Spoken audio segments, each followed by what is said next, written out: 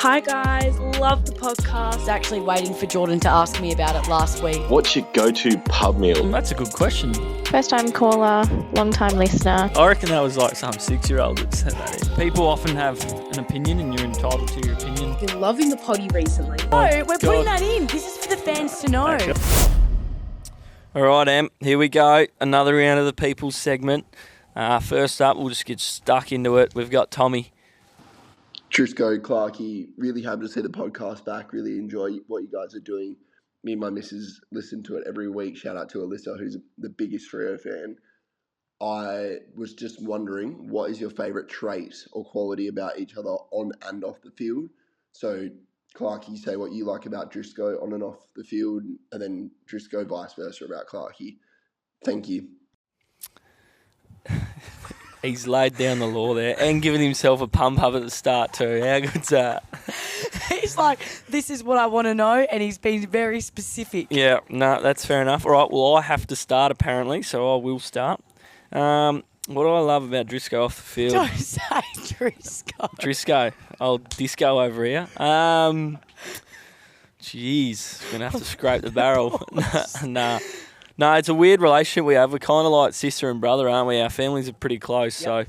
So, off field we have some great chats, some honest feedback chats. It's good honest fun. Yeah. It's nice. Yep. Your turn. Off the field. Your wit, Jord, you know that's one of your best traits, but I think it's obviously good. You can think on your feet very quickly, and I think that's the way you also play footy as well, is that you not only move fast, but I think you're a very quick problem solver. But I think, your wit, obviously, you are very funny. You are a smart ass. That's what I love about you. And that's what probably most people do as well, and I think that people can feed into that energy a lot of the time. So you do take it seriously, but also not too serious, which is good. Thanks, Sam. Appreciate that. Great from Tommy.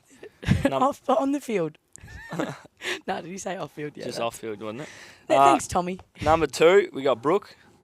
Hey Em, hey Clarky, it's Brooke here. I'm the person who asked you your ultimate holiday question and gave you the idea of a caravan sponsorship, Clarky. So if you get a caravan sponsorship, you can have me to thank for that.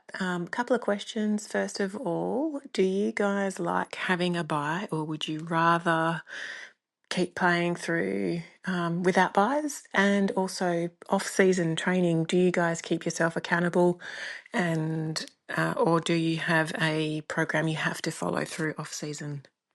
Thanks, guys. Have a great day. Again, we started with a pump up.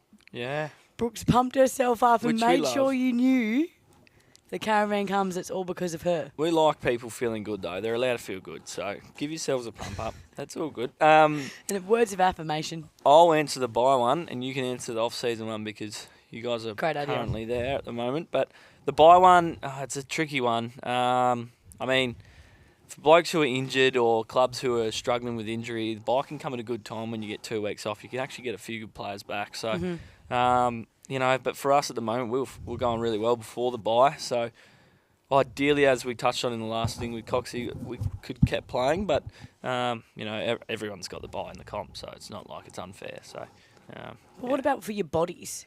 You're obviously playing 24 games. Yeah, for me, my body's all right. I actually, because like I lay one rolling? tackle a month, so perfect. I'm actually all right. That's good. And then off-season, we usually get programmed.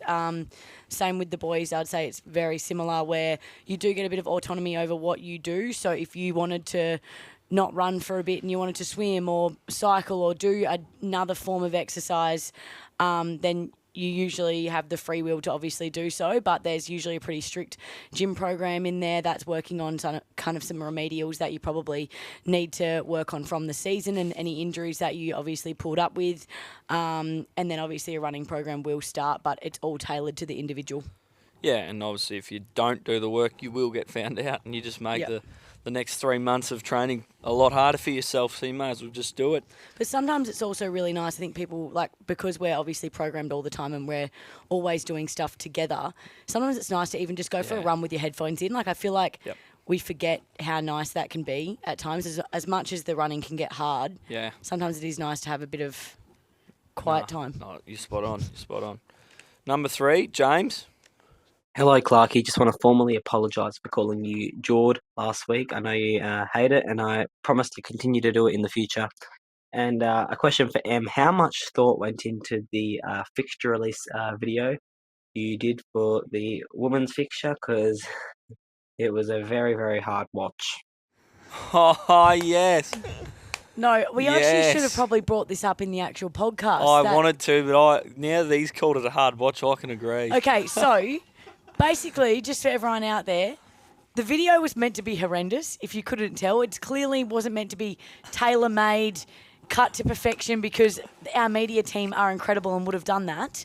They wanted to go in with our idea, which is Laura Pugh and I do Game Day with the Ladies. If you're an avid AFLW fan, you should know what Game Day with the Ladies is. We do it before every single game. Pugh and I get on literally a $30 Kmart microphone, and we basically just rattle off all the important things about the game coming up, where it is, when it is, if we've got any milestones and whatnot, and it's meant to be horrendous. It's not meant to be good. You know, if people wanted to know, they can just pull up the AFL app and find that out. Okay, well, I just like that we're actually showing a bit of personality. I have no idea who any of you blokes are outside of this. All I see is these monotone robots.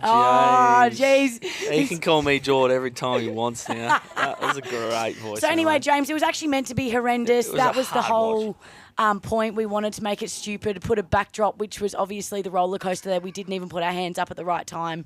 We didn't want to make it good, and we wanted it to be behind the scenes of how we film Game Day with the Ladies. You know how hard of a watch it was? I didn't even finish the video. I actually thought it was really funny, though. I thought it was great. I thought it was too hard of a watch. I didn't actually finish the video. Lids off, wigs on. That's actually sensational. Like, who came up with that? Wow. James, can you send me a message privately? We can catch up for a beer, I reckon. Number 4, Fernando. Fernando. G'day, Drizzy and George, because I know you're a big fan of that name. Just wanted to ask a question of you both, but in particular, George, because you do look like you hate your life sometimes on the pod. What sort of got you both into the podcast game, and do you have any long-term aspirations in sort of the media speaking space? Cheers, guys. Loving the podcast.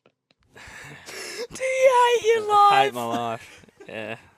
No, this is just how he sounds. No, I don't hate my life. I just walk out with an ear infection after listening to Em for an hour every time. Nah, I don't hate my life. I just can't sit still, so like sitting down a lot, actually. But what did get us into this? No, but I also think this is just your, like, you as a person. Yeah.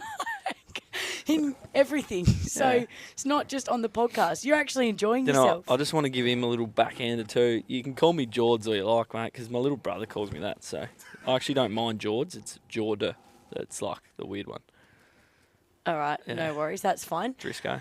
And what got us into this? Well, like George said, we are pretty much brother and sister outside of footy. So always had that relationship. And then when Old Bull, Young Buck finished up, we obviously thought it'd be great to obviously jump on the podcast train and continue that because the fans really loved it.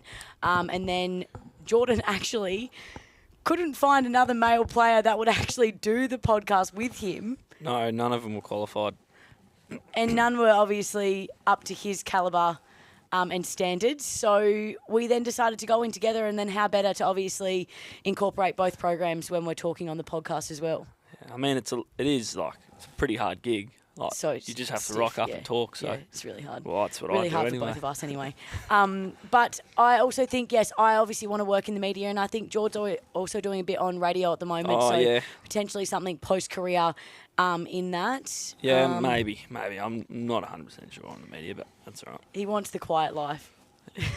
That's where when he's fishing down south with a beer in hand, he won't hate his life, so he'll probably be doing that after footy. Oh, thanks, Fernando. Number 5, Emily. Okay, like, this is so random. I don't know if it's just me, but why does Nathan O'Driscoll low-key look like Niall Horan from One Direction? Like, you have to imagine it. Like, the hair, not really, but I don't know, it's just, there's something about them that just throws off me. Like, every single time I see Nathan O'Driscoll, I just think of Niall Horan.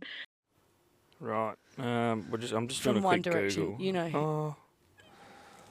Well, Niall's got pretty white teeth, so maybe after Drew's efforts yesterday doing whiteology, he's pretty close. No, I don't. I'll go and see it. I'm not sure that I kind of get it. Look, pasty, mousy brown hair. Not sure I get it. But you know what, Emily? Everyone's entitled to their own opinion. No worries at all. Can no one please write in about my brother? Because we are different people and I hate talking about him. Kidding. He will be pumped to hear that. No? He looks like Niall, yeah. I mean, it's definitely a step up in the appearance department for him. He has had some shocking hair styles as well, so I'm actually happy with his hair at the moment. I haven't seen it. But he can use Niall as some inspo if he does want to change it again. Yeah, anyway. Happy with it. Thanks, Em. Thanks, Em. Number 6, Jordan. Knock, knock. Boo. Don't cry, it's just a joke. Love the pressure tackling against the Gold Coast game and in all recent games. It's been amazing to watch when we don't give the Oppo much time and space. Go Freo again. Woohoo! No, the fact that you've said who's there when he's yelled boo. Yeah. You're joking. Jordan, third week in a row. To be honest, Jordan, I've liked your other ones before. Well, he summed the game up pretty well. Yeah, definitely. Take away time and space. He sounded like JL for about 10 seconds. I think he wrote it down. I think that was read. Definitely. He read that out. As in, like, he had written that down before, pre-planned. Oh, yeah. Oh, I don't know. But no worries, Jordan. We really appreciate that. It would be awesome if you could send in another question next time. No, well, remember last week I asked for a couple of jokes. And that probably hasn't set the world on fire, though, but it's all right. It's all right. He had a crack. That's all that we can appreciate. Number 7, Sully. G'day, Drizzy and Clarky. This is Sully. Great win on the weekend, Clarky. Question for the show. Do you know during game, like when you're going to be getting bulk touches and having an unreal game and you begin racking up in your head, or is if you just going through the motions and at the end you go, oh, bugger, 39 touches, what would you know, or something like that? Yeah. If I'm saying, oh, bugger, and I've had 39 touches, that is horrendous. No way. No, we certainly don't go out there trying to have 39 touches or 30 touches. And then you wouldn't be saying, oh, bugger, if I had 39. Yeah. No, the beauty of our game is as a defender, and as probably any player, you can influence the game the same way. Without having touches. Without having touches, then the next week you could probably have 30 and you still probably impact the game better the week before. Yep. Through defensive acts or, setting the ground up or stuff like that. So, no, we certainly don't go out there trying to have 30 touches. No, but I also think that you don't set your expectations to be that either. Like if I'm going to expect, let's say we've had a rip our first quarter, I then don't expect that's just going to happen for the next 3 quarters and then I'm going to end up on 39. You just have to, I guess, stay in the moment and keep it like quarter by quarter, but also I would say I never get ahead of myself, nor do I set expectations that I can't meet. If it's an expectation of I'm going to halve every one-on-one, that's far more measurable and manageable than saying you're going to get 39 touches of the footy. Yeah, and if JL found out that I was going out there to have 30 touches and that's all I was focused on, I reckon I would have got shot. Not just dropped, Having shot. said that, I will admit, at some point throughout my football career, when I was a bit younger, you want to go out there and it's all about the stats and that. But now it's certainly not. Even like working with JL for 4 years I've been here now. I also think it's hard when you're not even younger, but I think just the external pressure of wanting to do well because you want the media to be talking, positively about you, or you want your mates are doing fantasy. They want you to get 10 marks if you can, for their fantasy team. And obviously you don't read into that, but it's something that's probably prevalent in a lot of players, especially young players that they're thinking of. Yeah, I suppose as well, I don't know, there's all these multis and stuff people have on and bets. If he's got you for 25 and you have 15 and he thinks the perception from the public you've played a shocking game, but perception from your teammates and the coaches that you're probably best on ground given what you've done, You'll take that any day of the week. Yeah, as a young player, that's hard to get your head around that. Well, how do you mean I played well? I didn't touch the ball sort of thing. But, the older you get and the more you've been in the system, you sort of get to work that out. And 100%. I certainly don't go out there trying to have 30 touches. No, but good question, Sully. Thank you. And if you obviously want to send in a voice memo, there's always in the show notes of the podcast or in the YouTube description. So please send them in. Questions preferable, but also if you want to analyse the game, sure. I prefer no jokes. We already tell enough jokes here. But whatever you want, send them in and we'll see you next week. Beautiful.